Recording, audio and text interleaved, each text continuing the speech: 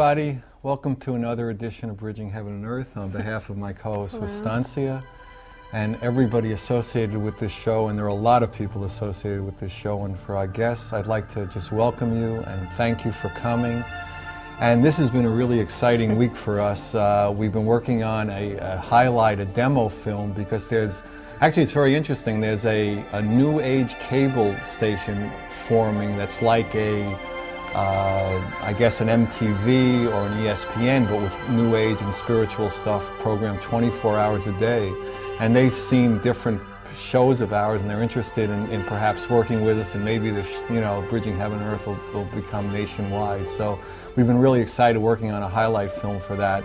And another thing I wanted to mention, I talked to Estancia about that, is that we're putting together a web page, so if anybody is interested in, who watches the show, would be interested in helping us and work with that, any computer geeks or any people who are interested in working with us on, helping us with like the graphics for a web page. We have a lot of the text in there, but we'd like, anybody who wants to help and participate. Actually, one of our camera people is raising their hand up.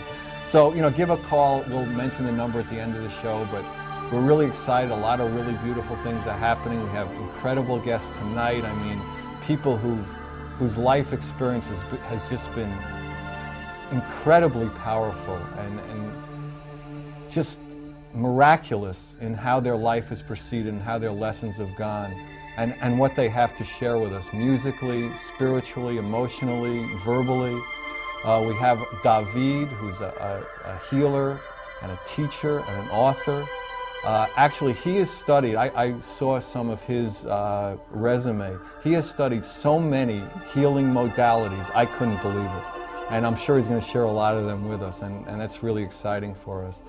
And we have Ramde, who's involved with a lot of women's issues and issues of empowerment for women, and she's going to sing and play, and we're really excited about that. So it's really going to be a wonderful show, and we have Estancia was just mentioning to me earlier that the guests we have in the future weeks are just extraordinary. So, we hope you're going to sit with us and enjoy it and just settle in with us tonight, because again, we have an extraordinary show for you.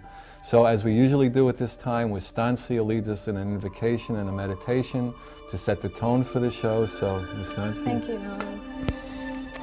So maybe you can just take a breath with me and breathe in the love and light that you are, and the love and light all around you.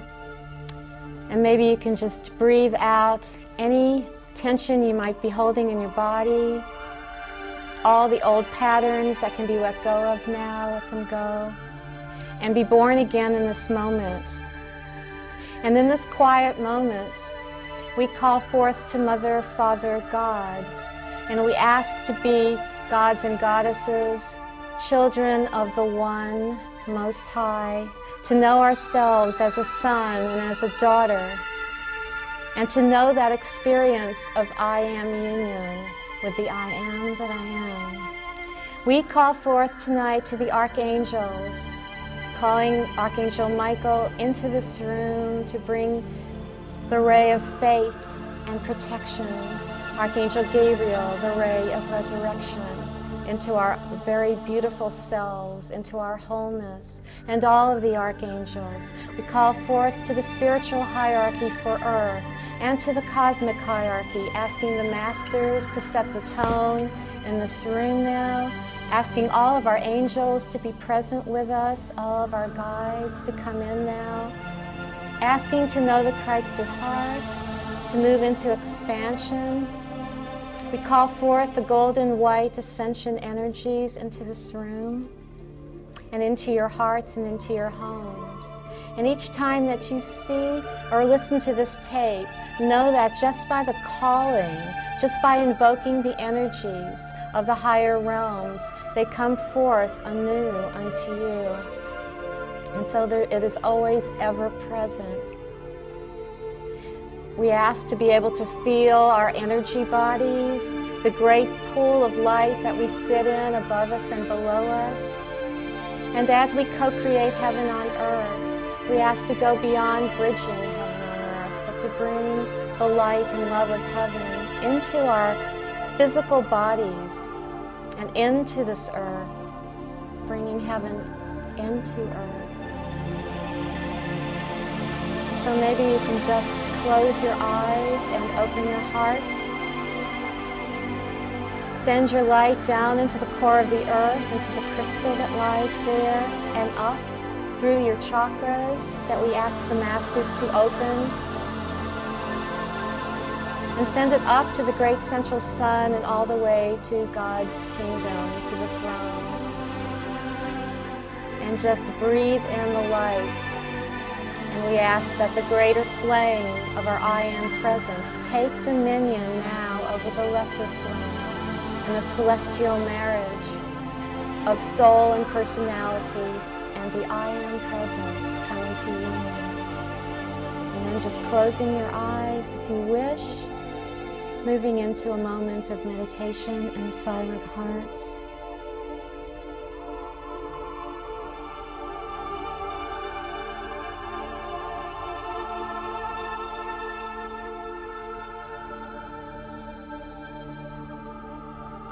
You.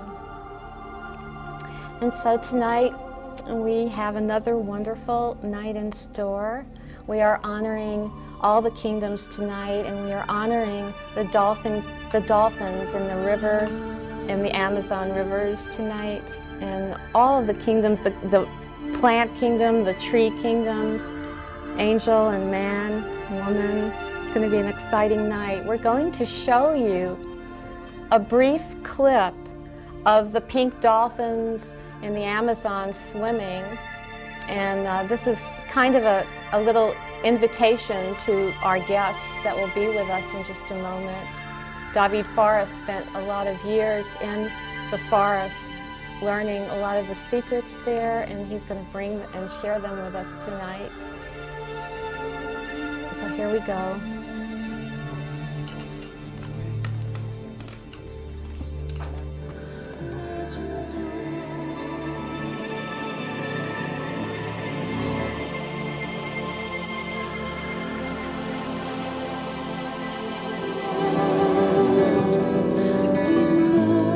Roxanne has dedicated her life to saving the pink dolphins from the Earth's universal predator, ourselves.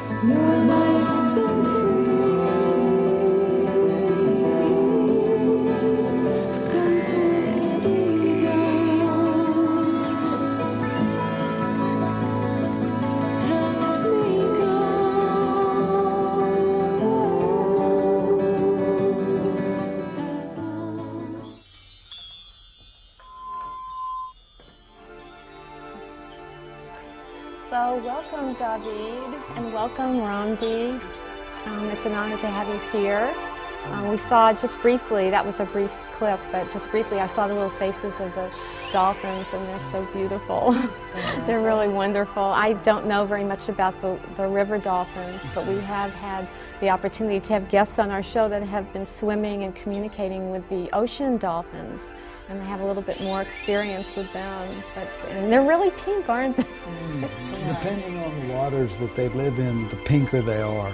Oh, really? Yeah, it's all relative to the algae growing in the rivers that create a fluorescence in their skin that makes them more piquant. But it goes from pink to gray. There are several types, but they are definitely a very special type of dolphins that have a capacity to understand their relation to nature like very few other creatures do.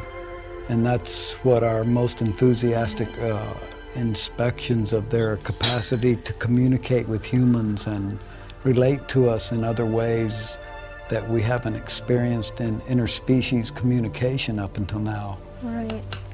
I sometimes think of them as our older sisters and brothers. And Definitely. they have a lot to share Well, with us. that's very true in the sense that if you look at the brain's capacity, these creatures as mammalians have brain capacities which are double the human mind and the brain capacity, which makes it very exciting for us to understand how they can tune in to their environment as they do, like very few other creatures can. It's really special. Mm-hmm. So you have an incredible background, and I thought maybe for just a few minutes we could sort of go over the whole transition from cowboy to lawyer, and then to forest person. He's changed quite a bit. Yeah, I mean, looking at you now, you don't look like a cowboy to me. Or a lawyer. Truly, my own personal transformation from being raised here in North America in a very traditional, conservative North American family had indoctrinated me into believing in the typical values of capitalism and the way that we all perceive our rise in social status, to a point where when I was a very young man I was given opportunities to interact in the systems of capitalism in a way that there wasn't much sensitivity to nature. And at a very early age, I began to understand that there's a whole nother way to relate to the exploitation of nature, that in our rush of the industrial evolution of machines into the modern world, it seemed to me that we had lost our sensitivity to realizing that all of nature is a very interdependent web of life that reacts and responds and relates to the way that each of us as life forms relate to our own environment. And in the course of that, I began to discover that the indigenous peoples of not only North America, but Mexico, Central and South America had retained a very special sensitivity about relating to their natural environment, and the importance of us as humans relating to it with a sense of respect and honorability that in my own upbringing I felt was lacking.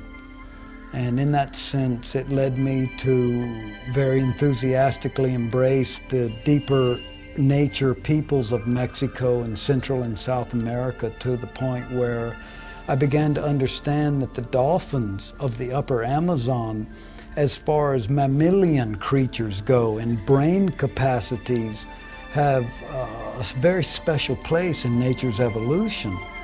And Roxanne Kramer, who is the founder of the project to create a sense of respect for these creatures in the upper Amazon, has proven through her interspecies communication that they have a sensitivity and a curiosity to relating to humans in a way that no other creatures in nature have. And it's actually very healing as well. The way that they relate to humans on a level that most humans don't relate to each other. So it's very interesting to see that. I mean, I've only seen the clip. I haven't been to the Amazon just yet, but we're planning a trip very soon, and that was one of the things that really touched me, was the way that these mammalians, as DaVeed said, can relate to humans, and they can touch you in a way that most humans don't even touch each other. I mean, they will, don't they just zone in right on your heart chakra? I mean, it's the most healing and amazing thing that I've ever seen.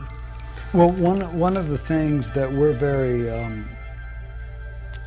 inspired by with these pink dolphins is the fact that when you take people down who have different heart problems or different diseases, they're able to tune in to the different areas of the body where people are having problems, and they come up very gently and touch the person and magnetize them with an electrical energy that the people who've experienced it have been reporting phenomenal healing responses from it. And we're talking about people that are probably octogenarians. You know, some of the ones that have been there are not, we're not talking about, you know, in their early teens or 20s. We're talking about people that, you know, have lived their lives fully and almost given up to a point. And these mammals have a way of healing where nothing else or no one else could. Right, it sounds like they almost go right into the energy field and just like pull out. They do. You know, kind of like cats and dogs kind of do that. Yeah, they do. Kind of balance you They out. know exactly what you need, and there's no pretense about anything. Yeah. Well, you know, one of the enthusiasms of our organization is to create the space where we can scientifically go down and allow the dolphins the space to teach us what it is they're communicating to us. We who have worked with them truly realize that they have their own languaging system, which is something that all of us have a lot to learn from. And when you swim with them, you understand that they are communicating a language to you through their sonics, that if you take the time to relax into their environment, then you truly see that they have a message to communicate. And in our interspecies communication that Roxanne is heading, we're truly trying to find out how we can understand their languaging.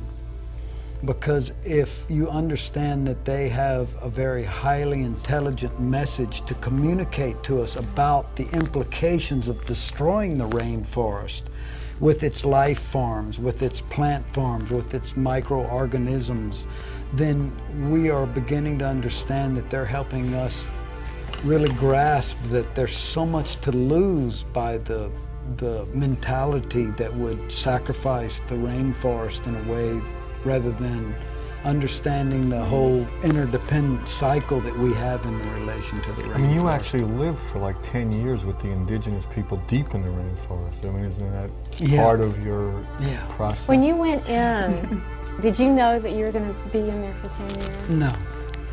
No, my journey... You probably wouldn't have gone. Truly.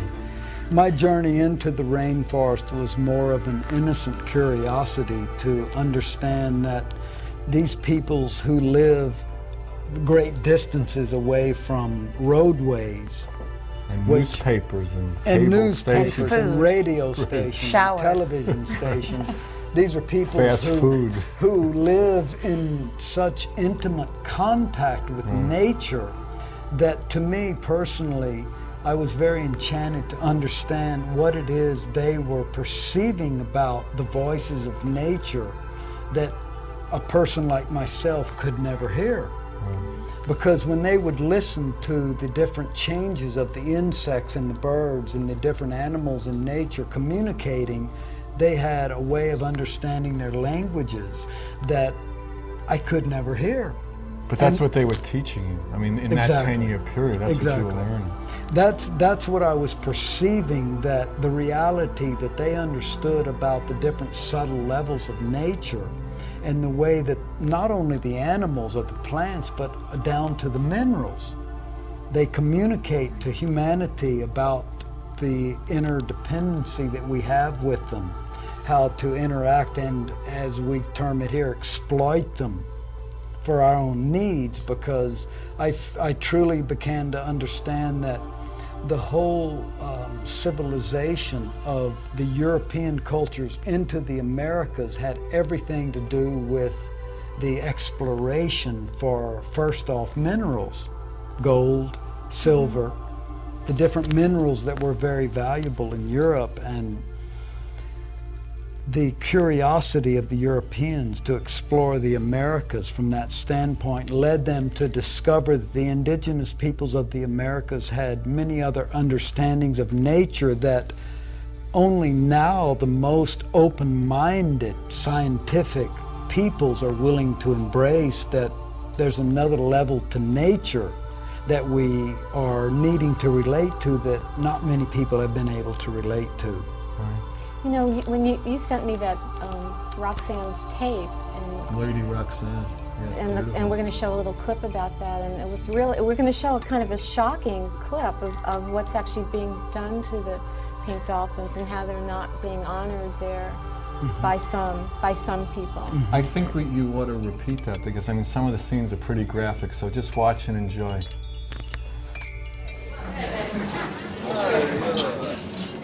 Poor dolphin. Tell the lady that, how do they get these teeth? I mean, because they have to kill the dolphin? Who's killing the dolphin? Oh, she even has this. That's for you? That's for your disposal? Since establishing myself in the Amazon, I conduct marketplace spot checks with the Forrest police to confiscate and to enforce the law. I don't want to happen in Peru what I witnessed in Brazil, in which hundreds of dolphins were killed by commercial fishermen who cut out the vagina, the eyes, and the teeth of the sotilia and sold for $1.50 each as good luck charms. Within a month, hundreds of dolphins have been killed to feed this shameful traffic to camouflage sexual deficiencies of gullible people. Brains, fetuses, and all organs were exhibited, for who knows what kind of irrational, magical powers of seduction they attribute them to.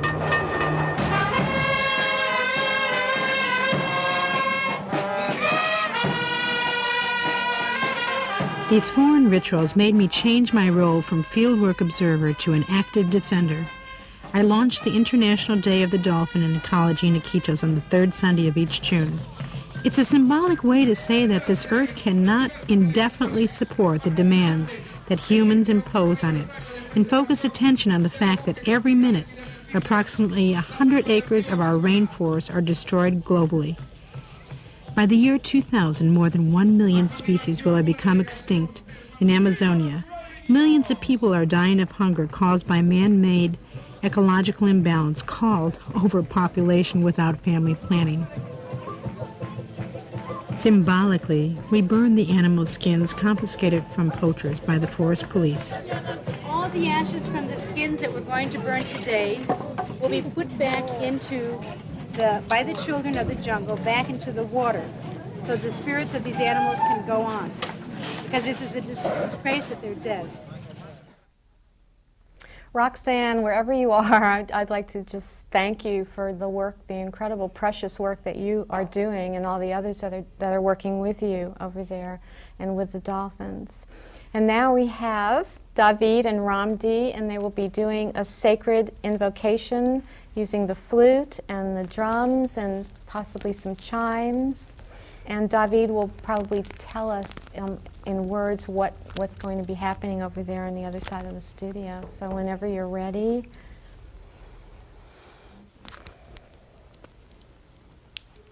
We would like to share with you a sacred invocation that comes from the indigenous peoples of the rainforest of the upper Amazon, where the last few remaining pink dolphin colonies live and breed.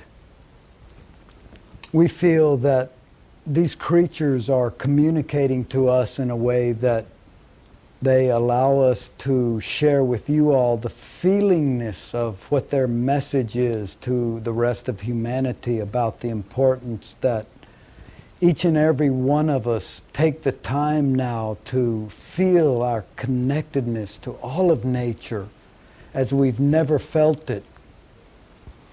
So Ramde and I would like to share with you a short prayer and then a musical prayer of what the dolphins have inspired us to communicate to you both through word and feelingness of our music.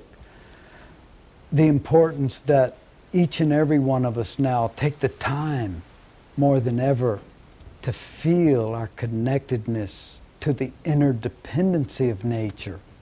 For we are the ones who will make the difference for the future generations as they inherit our consciousness in the way that we relate to nature. And with that, we'd like to share with you a very special musical, rhythmic invocation. So as we play this, we'd like to ask you to close your eyes and feel into the heart of the dolphins and all of the creatures of the rainforest and the peoples who are asking for our support to awaken to the urgency of the voice of Mother Nature as she begs us to come home, to come play with the beauty, and instead of slaughtering and surrendering the animals' lives, that we begin to understand how to play and begin to celebrate the divinity of life with them. So close your eyes and wake up.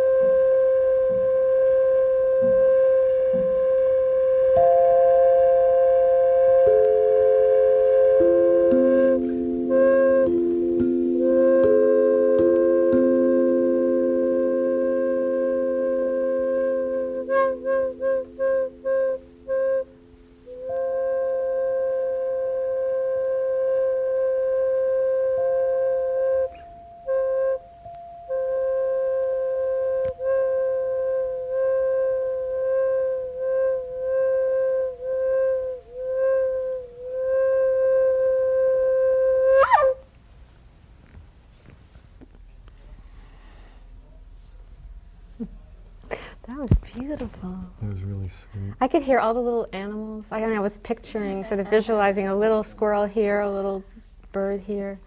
So Yeah, it really sounded like the forest. You know, it's the forest singing to you. really. And his invocations are kind of like mine.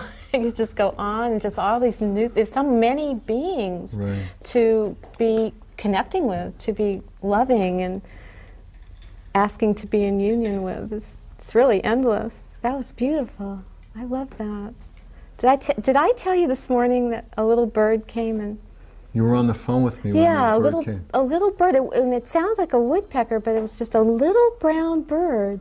And it came up to where I was sitting by a window on the phone talking to you, and went just like a, like that. And it was like it just said hello. Did it come in the house? No, the window came right to the window and knocked. And I looked up, and I'm looking into the face of this amazing little bird. Then it flew away, came back again, knock, knock, knock. It was knocking on the window. Sometimes they do fly into the house. Right. But this was just obviously just saying hello, you know, because it wasn't pecking on. And you saw when the family of birds built a nest inside the house. My parents were there. And they couldn't take a shower, and they were like, "What was going on?" I know. I love that. That was really sweet. And they understood. I know, really. I mean, there's almost nothing more that opens the heart than, you know, the animal kingdom in a way. Thank you both. That was very beautiful. It was really a meditation, and the energy in here has just gone down, like, or up, or however you look at it, another octave. When I said down, I was picturing it like in the ocean, like we just went down another octave that way. But, Definitely. The ocean of love. Yeah. To eternalness. You can see that you really love playing and feeling the forest and building the forest. Absolutely. Now, can we get into some of the little secrets and talk a little bit about the magic of the herbs and some of the things that you learned in the forest, some of the secrets of immortality and the use of the brains for stimulation of the mind? And, Absolutely. Yeah. Well, you know, where would you like me to start in that sequence of my own experience of transforming my own consciousness from being a very typical North American type of person who was raised in a very up-and-coming, influential, all-American family to where... You were part of the Ewing family in Texas, isn't that right? He was one of the Waltons or something like that. I Grew up in a big ranch in Texas and all the good old boys.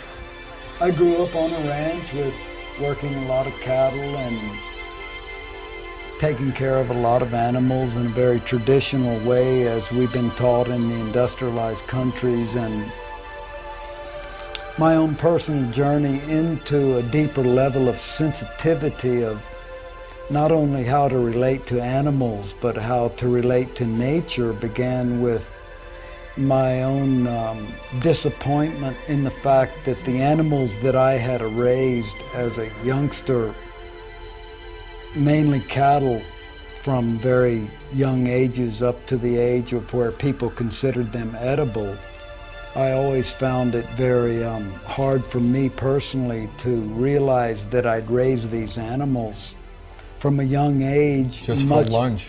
Well, in the beginning, it's much as you raise them as a younger child as pets. Right. And you relate to them and you have emotional relationships with them. And when it came time for my family to sell them, to slaughter them to eat, I never could quite understand that. And in the course of my own personal journey of trying to understand that, every time I ate those animals that I had raised and slaughtered to eat, I experienced a type of indigestion in a way that I just couldn't digest the meats that were from the animals that I had personally raised as my pets. And as I began to question that, I realized that animals do have consciousnesses, and they do have a very beautiful super sensitivity to relating to humans, that if we share our feelings of love and empathy with them, they reflect that back to us. just like if we share our feelings of raising them only as something to eat eventually, they reflect that back to us.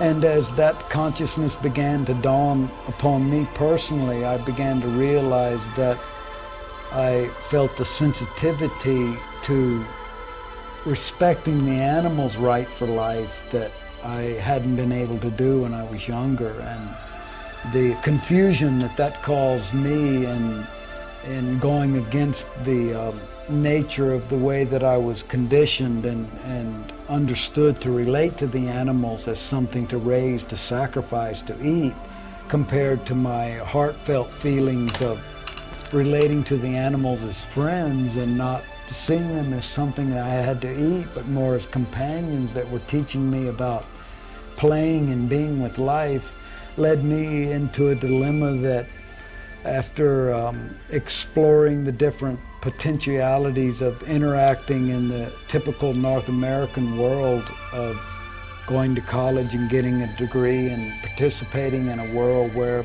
very few people have much of a sensitivity to the fact that maybe animals do have a consciousness that isn't equal to ours as human beings, but is definitely as a creature of God, they have a sensitivity to the enjoyment of living that I began to realize I just didn't have the heart to sacrifice them for my own hunger needs. And as I became more sensitive to that, I realized for myself that there were so many other beautiful ways to nourish myself between herbs and fruits and vegetables and flowers that I really lost my desire to have to shed the blood of an animal to satisfy my hunger needs. And in the course of that realization, I was drawn spontaneously deeper and deeper into the more remote areas of the tropical Americas, where most of the people consume a very minimal amount of animal types of foods and consume a much larger amount of fruits and vegetables and herbs and flowers. And as I experienced the genuine happiness that these people experience in their everyday lives, I definitely knew that their ability to experience that connectedness with nature without having to kill and sacrifice animals was something that I wanted to know much deeper. And I guess that was the seed that led me to go deeper and deeper into the deeper tropical forest of the Americas on into Central and South America, where I was very enthused to experiment for myself what these peoples were communicating to us who come from a different type of world. So the deeper you seem to want to go internally, the deeper you went into the rainforest, in a sense, the deeper you went away from what you were used to. And Absolutely. For my own personal journey, I felt that the relativity for me to consume foods that were sourced from the sacrifice of animals compared to harvesting ripe fruits on trees or ripe herbs or ripe vegetables allowed me to release my own feelings of fear and insecurity in a way that gave me the confidence that I could go deeper and deeper into nature without fearing nature. Right. It became your ally rather than anything to be afraid of. Can you talk a little bit about your healing in the forest, in that little episode, and then maybe move into some of the other powers of the herbs? Okay. You know, for anti-aging? Well, for me personally, I had left the United States on a very short-term journey to go down into Mexico to experience some of what were being touted as the sacred ruin areas. And in the course of doing that, I had a car accident that left me with a very crippled body. I was injured very badly. My spine was damaged, my legs were damaged, I was crippled. I didn't hope at one time, according to most doctors, to ever have the ability to walk normally again. And in the course of my own exploration of what I felt I could do for myself to balance this condition of not being able to be mobile in my physical body, led me to meeting peoples in Mexico who introduced me to the reality that some of the indigenous peoples further back in the tropical mountains of southern Mexico had methods and ways of healing that most of the Western medical world hasn't even began to explore. And I felt very attracted for myself to go back into the mountains to explore their different techniques of experiencing healings with some of the rainforest herbs that they utilize, as well as some of their different healing ceremonies that are based more than anything on rhythmic expression and rhythmic movement expression. They very much believe in the ability, whether you're crippled or whether you're free-flowing in your physical body, they feel that movement in your body and giving invocation through movement as well as conscious prayer is something that affects a healing response that is very powerful. And my own experience was, as I moved further into the deep mountainous peoples and trained with their healers, I felt that they were able to alleviate my suffering in a way that I had never experienced with the mainstream pharmaceutical type of healing. And this revelation led me to be more and more curious to go deeper and deeper into the mountains, to contact and introduce myself to the peoples who had been connected to the white European-based cultures as little as possible. So you learned different practices of healing the body with herbs. What about expanding the light body in the spiritual context? Could you talk about Well, you know, my own experience with the deep nature peoples is that they experientially are living in what I call a hyperdimensional consciousness. They recognize that the physicality of our human bodies are one dimension of who we really are, and they acknowledge that there are more subtle, invisible bodies that exist around the human body in a way that each of us have to realign ourselves with being in harmony with our more invisible light bodies. And they have many different techniques, from very profound breathing techniques to working with synergistic blends of different herbs to realign the physicality into the consciousness with higher frequencies, which I feel is an area of medical research that the Western world has been very slow to acknowledge and to begin more scientific exploration of what these people are really doing and how they are effectuating cures. And one of the main programs that our nonprofit organization has is that we are actively supporting the scientific research to working with the deep forest indigenous healers and understanding how their relation to nature and the invisible healing energies that we can't normally see with our physical eyes is relevant to the healing process. And in the course of doing that, they have many different modalities of healing that by our modern day standards we would consider very metaphysical or esoteric.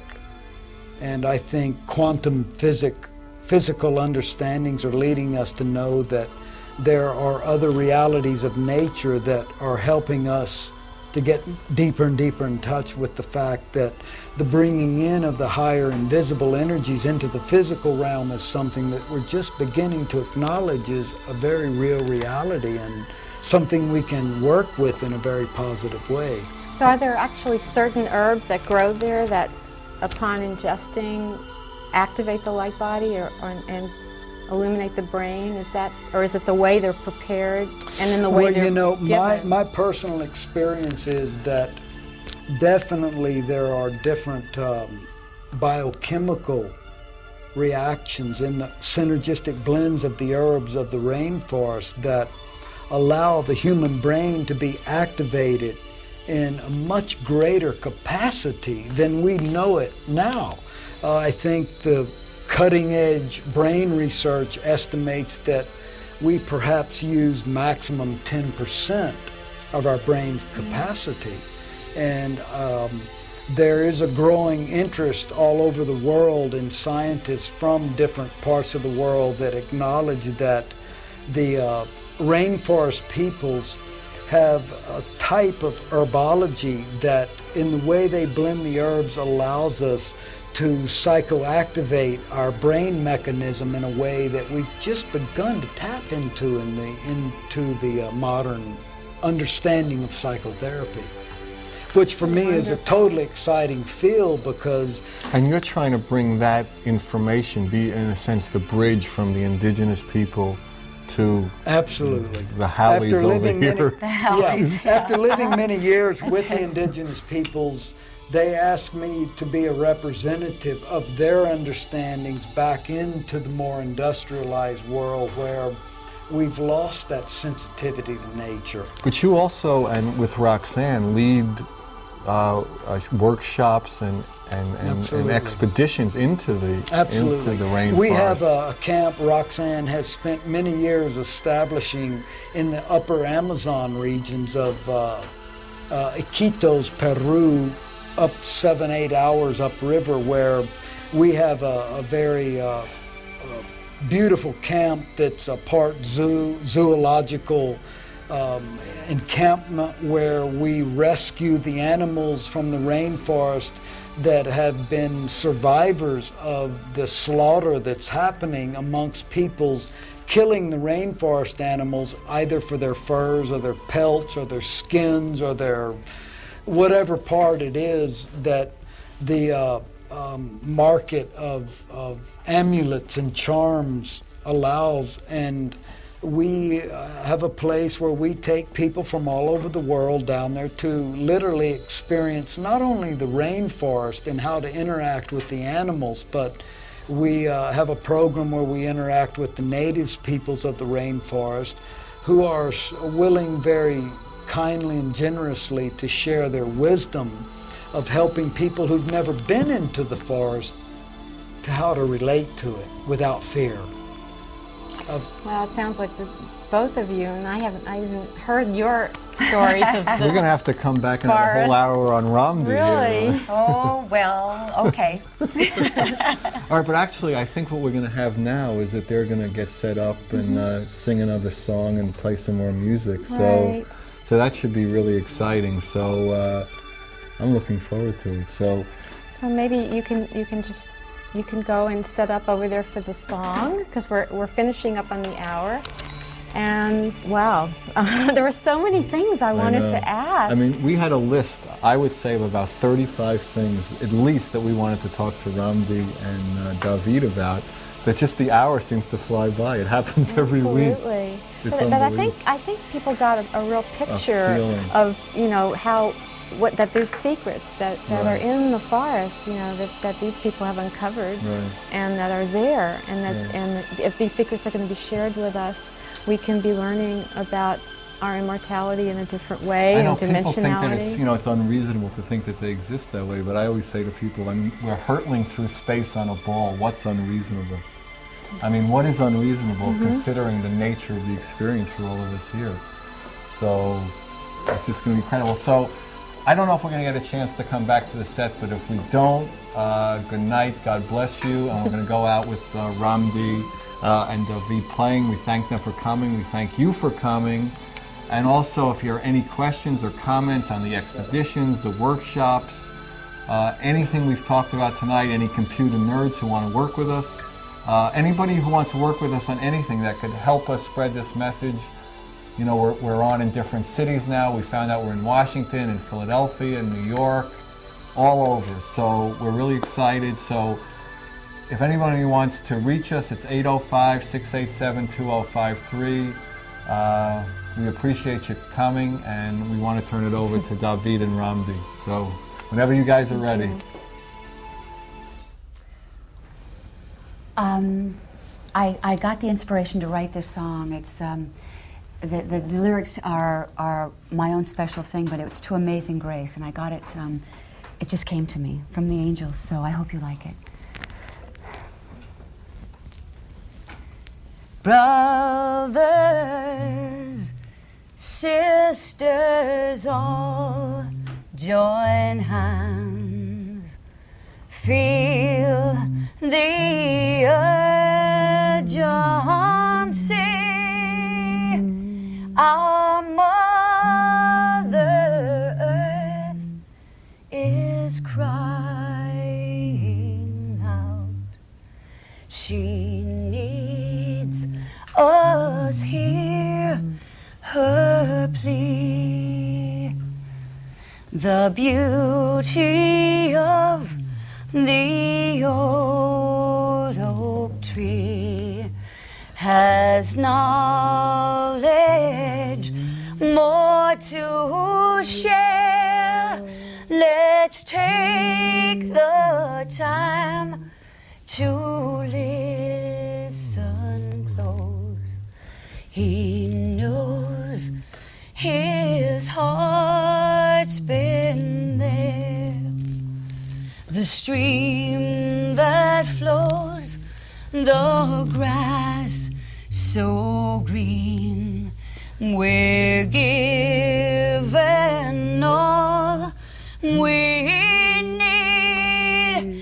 The sun with arms of loving light for one divinity. The land that spreads beyond the sky for creatures great and small has held us in her loving light. Now it's we who must stand tall. A difference we shall make this day. The story will be told of riches pure and sacred here. A oneness of